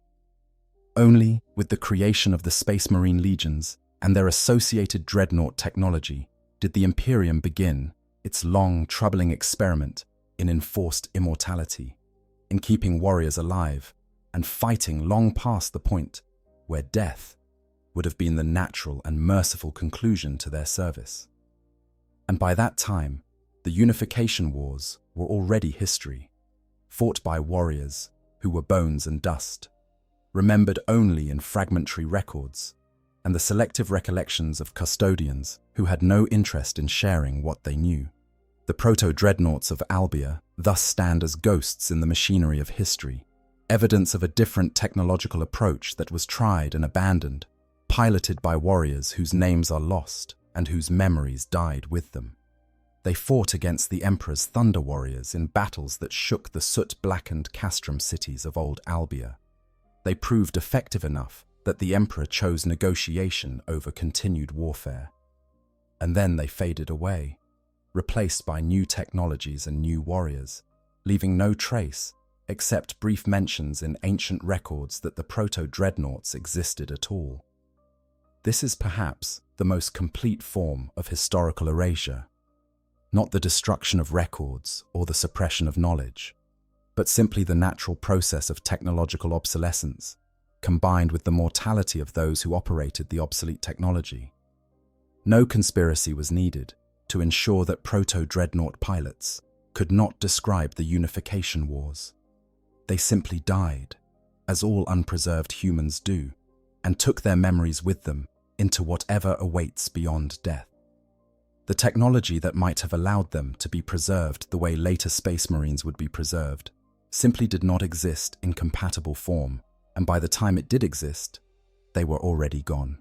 Comparing dreadnought memory across eras. To fully appreciate why no dreadnought can describe the Unification Wars, it helps to examine what memories do survive among the oldest dreadnoughts, and understand why some historical periods remain accessible while others do not. The pattern that emerges is instructive and reveals much about the nature of memory preservation in these ancient warriors. Bjorn the Fell-Handed, as we have mentioned, is the oldest living dreadnought and serves as our primary reference point for understanding what can and cannot be remembered across vast spans of time. Bjorn was entombed during or shortly after the Horus Heresy, meaning his active service spans approximately 10,000 years. His memories of the Great Crusade and the heresy itself are fragmentary, but real. He can speak of fighting beside Leman Russ, of the Brotherhood of the Legions before the betrayal, of specific battles and campaigns that shaped the Imperium's early history. But even Bjorn's recollections of this relatively recent period compared to the Unification Wars are noted to be incomplete and sometimes contradictory. He forgets names of brothers he once knew well. He confuses the sequence of events, remembering that certain battles occurred, but not always remembering which came first or how they connected to larger strategic contexts. He recalls emotional impressions more clearly than factual details, remembering that he felt rage or grief or triumph without always being able to reconstruct the specific circumstances that provoked those emotions. This pattern of memory degradation, where emotional content persists longer than factual detail, is consistent across all observed dreadnoughts, with sufficient age to make meaningful comparison. A dreadnought might remember that a particular battle was important and that they felt strongly about the outcome, but they cannot remember the enemy they fought or why the battle mattered strategically. They retain the emotional skeleton of their past, while the flesh of specific detail gradually rots away. For battles fought during the Horus Heresy, approximately 10,000 years ago, even this emotional skeleton is often all that remains in the oldest dreadnoughts. Bjorn can tell you that the betrayal hurt, that watching brother turn against brother was agony, that the siege of Terror was desperate and terrible beyond words. But ask him for details about specific engagements during the siege, about which legions he fought beside on which day, about the tactical decisions made during particular battles, and his recollections become uncertain, contradicted by other sources, or simply absent entirely. Now extrapolate this degradation backward to the Unification Wars. If memories from 10,000 years ago are fragmentary, even in the best preserved consciousness we know of, what would memories from 10,200 years ago look like? The answer is that they would not look like anything at all, because they would not exist. The additional 200 years of temporal distance, while seemingly small as a percentage, represents the difference between having fragmentary memories and having no memories at all. It pushes us past the absolute limit of what organic memory, even enhanced and carefully preserved organic memory, can sustain. Other ancient dreadnoughts provide confirming evidence of this pattern. Those entombed during the later stages of the Horus heresy can remember events from that period with somewhat better clarity than Bjorn, who has served longer and awakened more times. Dreadnoughts from first founding chapters who were entombed during the early years after the heresy can sometimes provide detailed tactical analyses of campaigns from that era, their memories still relatively fresh in the context of 10,000-year lifespans. But as you trace backward through time, examining the memories of progressively older dreadnoughts, you find a clear degradation curve. Memories from 8,000 years ago are hazy. Memories from 9,000 years ago are mostly gone. By 10,000 years, you are at the absolute limit of what even the most carefully preserved organic memory can sustain. And the Unification Wars, which ended over 10,000 years before the current timeline, fall entirely beyond that limit. This creates a clear delineation in what ancient dreadnoughts can and cannot tell us about Imperial history. They can speak, with varying degrees of clarity, about the Great Crusade and the Horus heresy. These are within their possible range of memory, events that occurred after they were created and that some of them directly experienced. They cannot speak about the Unification Wars because those events occurred before any of them existed, and beyond the temporal range that organic memory can span even under the most favorable preservation conditions. The human cost of forgotten wars.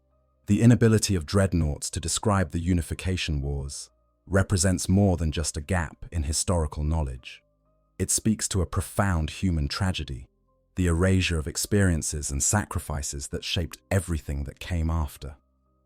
The warriors who fought in the Unification Wars, whether Thunder Warriors, proto-dreadnought pilots, custodians, or the countless soldiers of early Imperial army formations, witnessed horrors and performed deeds that deserve to be remembered. Their absence from the historical record is not merely inconvenient for scholars, it is a betrayal of their service. Consider what the Unification Wars actually meant for those who fought in them. These warriors were not battling alien threats to humanity or heretical corruptions of the imperial truth. They were killing other humans, people who in many cases were simply defending their homes against what they perceived as another tyrant seeking to impose his will on a broken world. The Thunder Warriors who stormed the fortresses of the Pan-Pacific Empire were not saving humanity from Xenos horrors. They were slaughtering human soldiers who fought bravely for their empire, regardless of how despotic that empire's ruler might have been. The moral complexity of the Unification Wars far exceeds that of the later Great Crusade. When Space Marines bring a human world into Imperial compliance, they can at least argue they are reuniting lost children of terror with their homeworld and rescuing them from the darkness of old night. When Thunder Warriors butchered their way through the armies of Ursh or the Ethnarchy, what were they doing except imposing one warlord's vision of unity through overwhelming violence?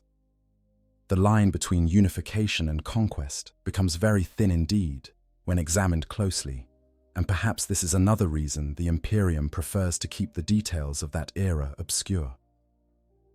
The Thunder Warriors themselves understood this moral ambiguity, which makes their eventual fate even more tragic. They fought believing they were building something better than the chaotic techno-barbarian kingdoms they destroyed. They endured the pain of their genetic degradation, watched their brothers die from the flaws built into their very biology, and continued fighting because they believed the Emperor's promise of a unified humanity was worth the sacrifice. And then, when Terra was finally united and their purpose fulfilled, they were systematically eliminated by the very forces they had fought to empower. The few Thunder warriors who survived long enough to understand what had been done to them, the handful who escaped the purge at Mount Ararat and lived in hiding during the early Imperium, these warriors carried memories of the Unification wars that no one else possessed.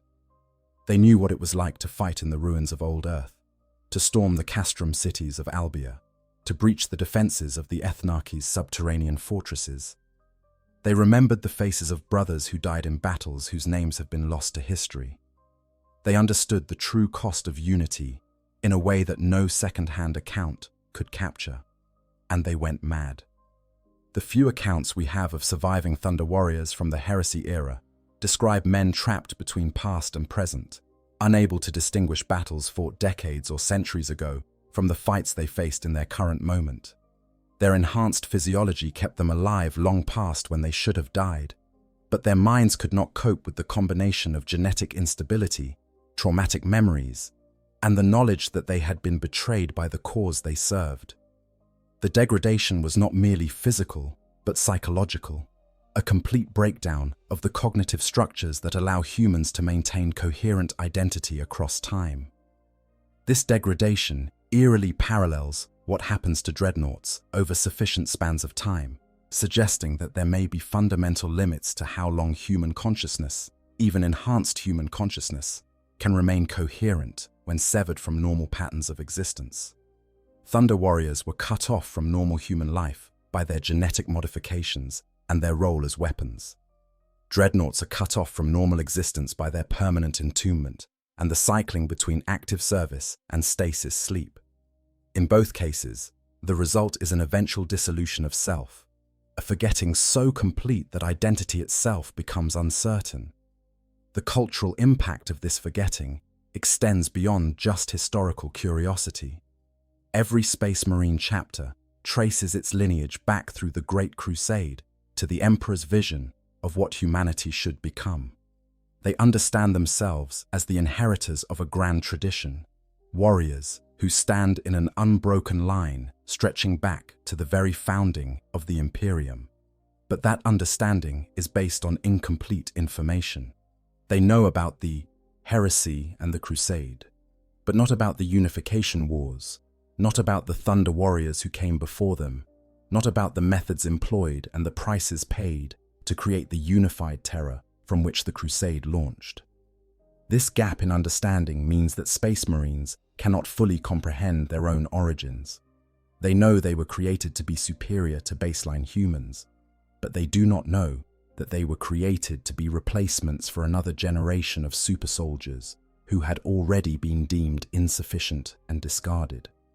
They understand that their existence serves the Emperor's vision, but they do not understand that this service might be temporary, that the Emperor has already demonstrated his willingness to create and destroy entire classes of warriors as strategic necessities dictate. The Dreadnoughts, who might serve as institutional memory for their chapters, cannot fill this gap because they do not remember the Unification wars. They can speak of the Great Crusade and the Heresy, can provide first-hand accounts of the Primarchs and the early days of the Legions, but they cannot connect those events to what came before.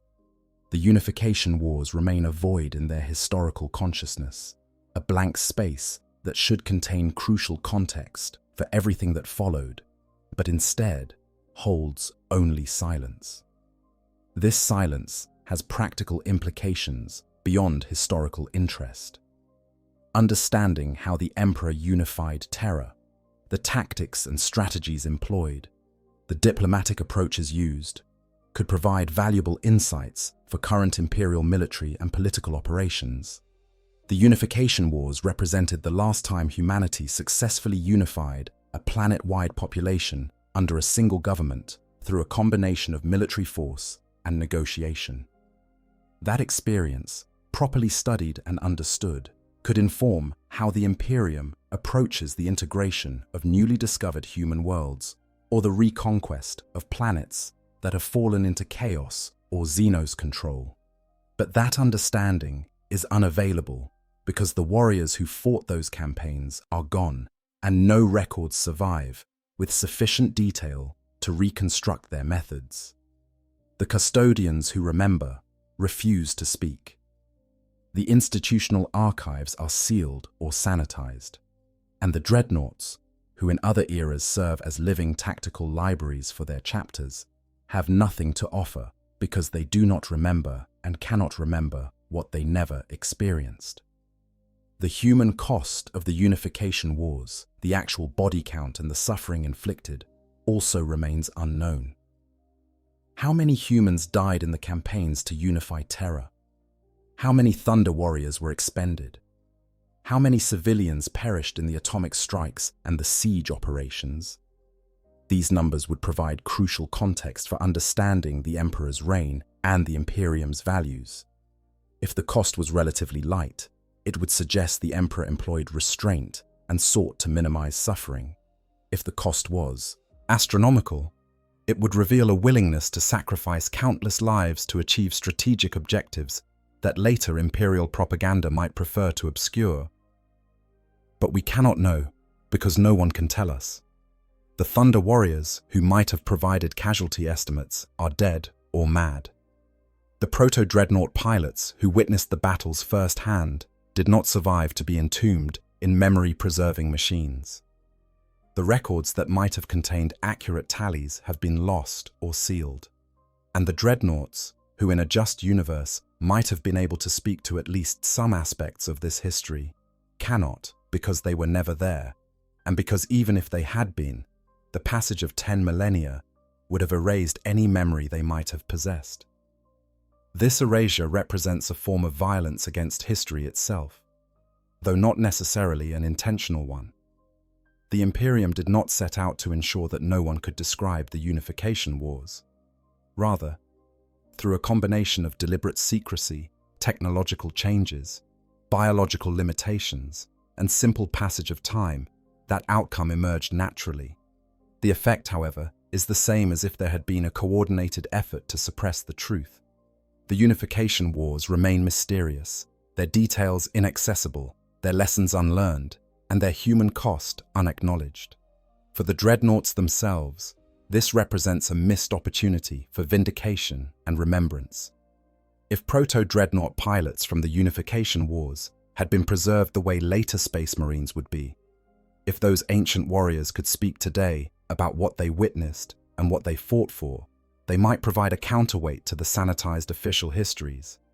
They could speak to the complexity and the horror and the moral ambiguity of that founding era. They could ensure that the sacrifices made during the Unification Wars received the recognition they deserved, rather than being subsumed into vague generalities about the Emperor's triumph. But they cannot speak because they do not exist, because they never existed in the form that would have allowed their memories to survive, because the technology and the institutional will to preserve them did not align at the correct historical moment. And so the Unification Wars remain shrouded in mystery, their details lost, their lessons unlearned, their human cost unacknowledged, hidden behind a silence that no amount of historical inquiry can penetrate, because all the potential witnesses are gone. The Imperium's relationship with its own past. The silence of the Dreadnoughts regarding the Unification Wars exemplifies a larger pattern in how the Imperium relates to its own history. This is a civilization that simultaneously reveres its past and actively works to obscure it, that builds monuments to ancient heroes while sealing the records of what those heroes actually did, that demands loyalty to traditions whose origins have been deliberately forgotten. The Imperium exists in a state of permanent cognitive dissonance about its own history, simultaneously claiming an unbroken lineage stretching back to the Emperor's first revelation, and acknowledging that vast swathes of that history are lost, corrupted, or deliberately suppressed. This contradictory relationship with the past serves specific purposes within the Imperium's power structures. By controlling access to historical knowledge, various imperial institutions maintain their authority to define what the past means and how it should inform present action. The Adeptus Terra can invoke ancient precedent to justify current policies without having to reveal whether those precedents actually existed or what context surrounded them. The ecclesiarchy can preach about the emperor's divinity and point to the Unification Wars as evidence of his power, without having to address the inconvenient fact that the emperor himself rejected worship as superstition and spent the entire Unification period suppressing religion wherever he found it.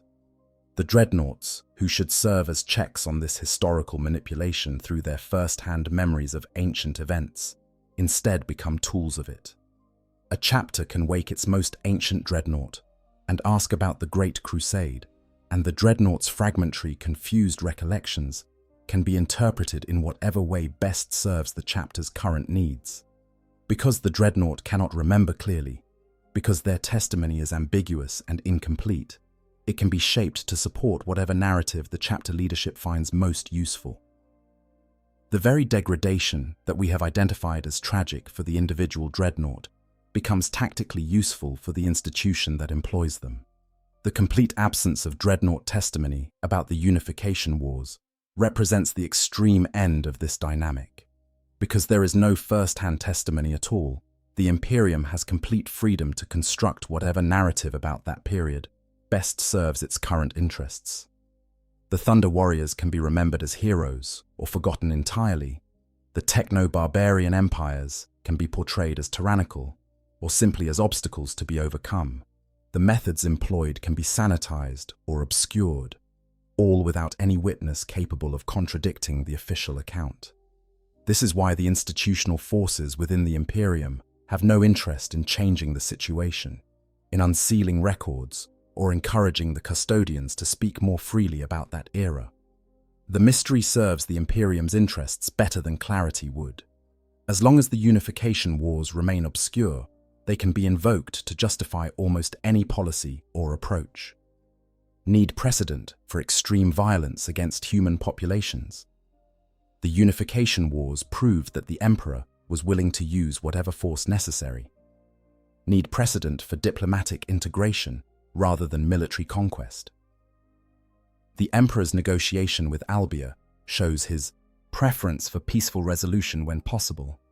The absence of clear historical testimony allows the past to be infinitely flexible, a tool for shaping the present rather than a fixed record that might constrain current actions. The Dreadnought's silence thus becomes complicit in this historical manipulation, not through any choice of their own, but simply through their absence from the historical period in question. They cannot provide testimony that might complicate or contradict official narratives because they have no testimony to provide. Their memories begin with the Great Crusade, and everything before that is merely stories they have heard, second-hand accounts no more reliable than any other piece of imperial propaganda. They are honest witnesses only to events they experienced directly, and the Unification Wars fall entirely outside that experiential range. This raises disturbing questions about what other historical periods might eventually fall into similar voids of memory. The Horus Heresy occurred 10,000 years ago, and already the memories of the oldest dreadnoughts who fought in it are fragmentary and confused. In another 5,000 years, will there be any dreadnought who can describe the heresy with any clarity? In 10,000 years, will the heresy have passed beyond the range of living memory, becoming as mysterious and contested as the Unification Wars are now? The pattern suggests that yes, eventually, all historical periods become opaque once enough time has passed, once all the witnesses have died or fallen into cognitive oblivion, once the biological limits of memory have been exceeded. The Imperium seems unconcerned about this inevitable loss of historical clarity, which itself is telling. An organization that truly valued accurate historical knowledge would invest resources in preserving it through methods more reliable than biological memory. They would maintain detailed written records, create redundant archives, establish institutions dedicated to historical preservation rather than historical manipulation. The Imperium does none of these things, or rather, it does them only selectively, preserving the histories that serve its interests while allowing other histories to fade into obscurity.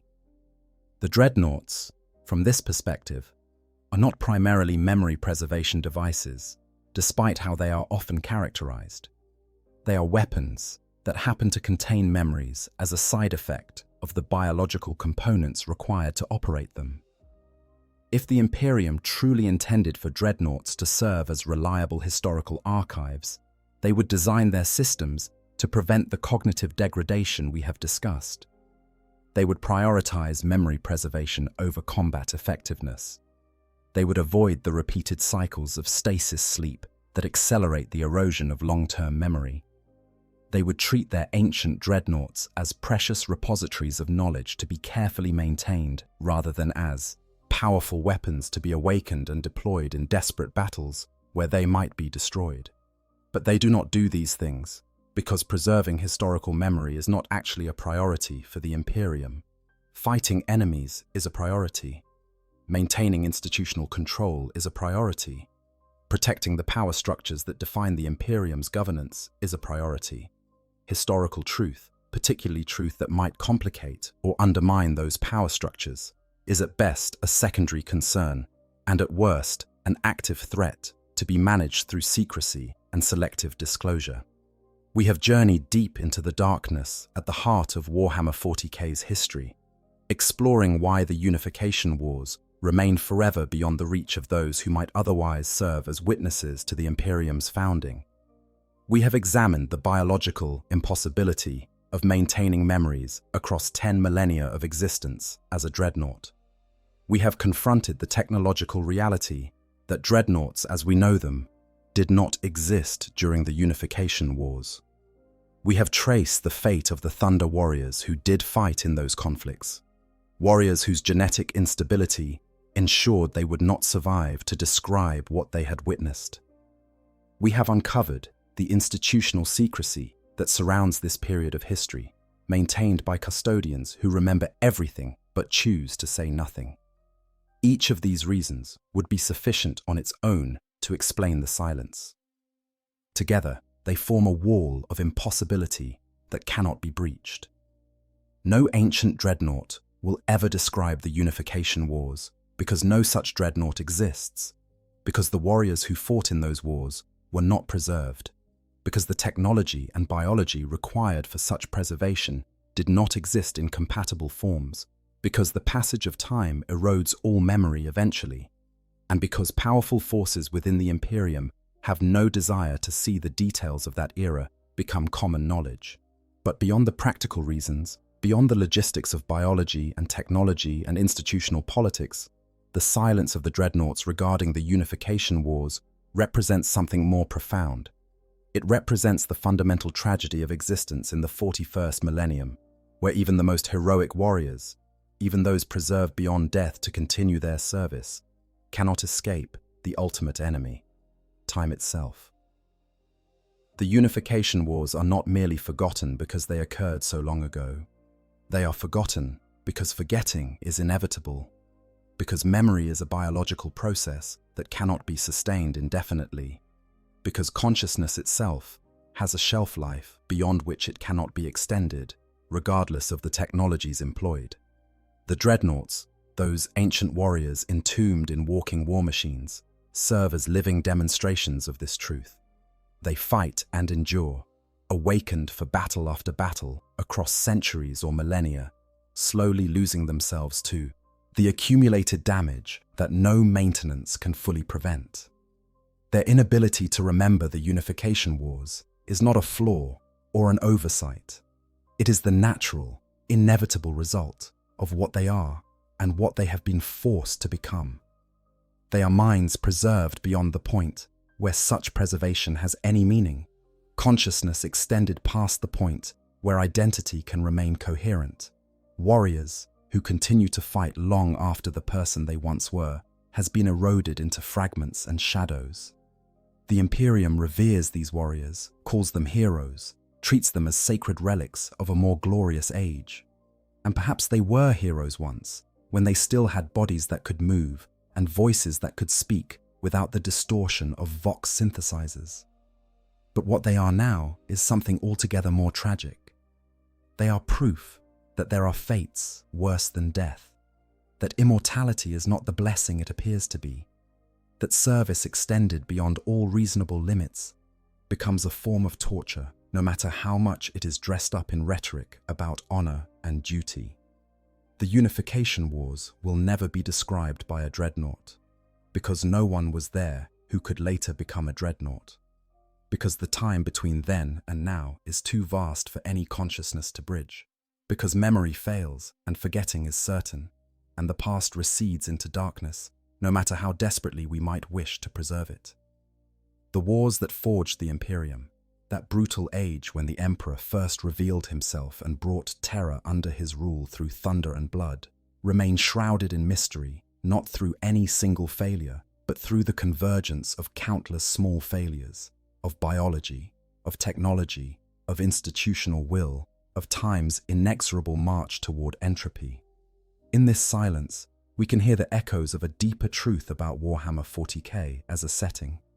This is a universe where nothing lasts, where even the greatest achievements crumble given enough time, where immortality is always a curse in disguise, where knowledge is constantly being lost faster than it can be preserved.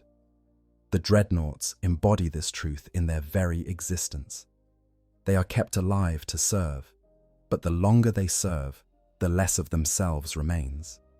They remember less and less, until eventually they remember nothing at all, until the person they were is completely gone, and only the machine remains, still fighting, still following orders, but empty of anything that could be called consciousness or identity. The Unification Wars are gone, lost to a past so distant that no organic memory could possibly span the distance. The warriors who fought in them are dust. The technologies they employed are lost or deliberately suppressed. The empires they brought down are barely remembered, even in the fragmentary records that survive.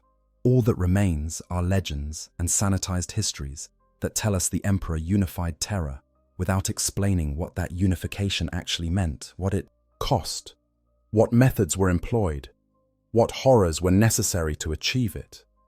The silence is absolute, maintained by every force that shapes the 41st millennium. Biology, technology, secrecy, and time. And perhaps, in the end, that silence is appropriate. The Unification Wars were fought to create something that could last, an Imperium that would endure across the ages and bring humanity back from the brink of extinction. That Imperium exists, has existed for 10,000 years, and may yet exist for 10,000 more. But the price paid to create it, the blood spilled, and the lives expended, and the choices made, those have been allowed to fade into obscurity. The Dreadnoughts, who might have been witnesses to other eras, who do serve as living links to the Great Crusade and the heresy, cannot speak of the Unification Wars because they were not there, because they did not exist, because the gap between that age and their age is unbridgeable. We are left with questions that can never be answered, mysteries that can never be solved, a foundational period of imperial history that remains forever inaccessible to even the most diligent historian or the most ancient warrior. The Unification Wars happened, changed everything, and then passed beyond the reach of memory, leaving only silence where there should be testimony. And in that silence, we can hear the echo of every other silence in the Imperium, every lost technology and forgotten world and erased record, every truth that has been deliberately obscured or simply allowed to fade into the darkness of the past. The Dreadnoughts sleep in their tombs, dreaming dreams we cannot comprehend, forgetting with each awakening more of what they once were. They will never describe the Unification Wars because description requires memory, and memory requires a biological substrate that cannot be maintained forever. And forever is what the Imperium demands of them. They are tragic figures, heroes transformed into weapons, people reduced to tools, consciousness preserved past the point where preservation has any meaning. And terror, the throne world at the heart of the Imperium, keeps its secrets. The custodians who know will not speak. The records that survive are sealed. The Dreadnoughts who might have witnessed those ancient days never existed. The past is gone, irrecoverable, lost to the same forces that claim everything eventually: entropy, forgetting, the simple passage of too much time. The Unification Wars remain shrouded in mystery, not through any conspiracy or special circumstance, but through the natural operation of a universe where all things fade and all memories eventually fail. In the grim darkness of the far future, there is only war. But there is also only forgetting, only silence, only the slow erosion of everything that once was into nothing that can be remembered. The Dreadnoughts stand as monuments to this truth. Ancient warriors who cannot remember the most ancient wars, living proof that some silences can never be broken and some mysteries can never be solved. The Unification Wars are gone, and they will remain gone, and no amount of wishing or wondering can bring them back. The silence is absolute. The silence is eternal. And in that silence, we can hear the heartbeat of the Imperium itself, the slow, steady rhythm of a civilization built on foundations it can no longer remember, sustained by warriors who have forgotten why they fight, ruled by an emperor who has not spoken in 10,000 years. This is the reality of the 41st millennium. Not merely war without end, but memory without coherence, history without record, existence without meaning beyond the immediate moment of combat. The ancient Dreadnoughts will never describe the Unification Wars, not because they choose not to speak, but because they cannot. The words do not exist for memories that have faded beyond recovery. The neural pathways have degraded past the point where such information could be reconstructed. The biological capacity for that kind of recall is simply absent, eroded by time and the strain of existence beyond all natural limits. They are silent, not through malice or conspiracy, but through the simple, tragic operation of biological systems that were never designed to function across such vast expanses of time. And so the Unification Wars remain what they have always been: a ghost story, a legend, a foundational myth that cannot be verified because all the witnesses are gone and all the records are sealed and all the memories have faded into nothing. We know they happened. We know they changed everything. But we do not know, and can never know, what they were truly like, what it felt like to be there, what terror looked like before it was united, what the techno-barbarians truly represented, what methods the Emperor employed, what the Thunder Warriors thought as they fought and died to create an Imperium that would betray them. The silence is complete. The mystery is absolute. And the Dreadnoughts, those tragic heroes preserved beyond death, sleep in their tombs, forgetting with each awakening more of what they once knew, until eventually they will remember nothing at all, not even their own names, not even why they fight, just the mechanical repetition of violence that has become their only remaining reality. This is the price of immortality in the 41st millennium. This is the cost of trying to preserve consciousness beyond its natural limits. This is why no ancient dreadnought can describe the Unification Wars, or eventually describe anything at all. If you found this exploration into the darkness at the heart of the Imperium's history compelling, if you appreciate the deep dive into the lore and the tragedy of the Dreadnoughts, then please consider subscribing to this channel. We explore the grim darkness of Warhammer 40k with the attention to detail and atmospheric immersion you've experienced today. Hit that like button to let me know you enjoyed this journey into the forgotten wars that forged the Imperium. And leave a comment telling me what other mysteries of the 41st millennium you'd like to see explored. Thank you for watching, and remember, in the grim darkness of the far future, there is only war, and only forgetting, and only the silence of those who can no longer remember what they once knew. The Emperor protects, but he does not protect us from time, from entropy, from the slow dissolution of memory that claims all things eventually, even those who were meant to be immortal. The Dreadnoughts sleep, and in their dreams, perhaps they visit the Unification Wars, see terror as it was before unity, walk among the techno-barbarian empires in their glory and their horror.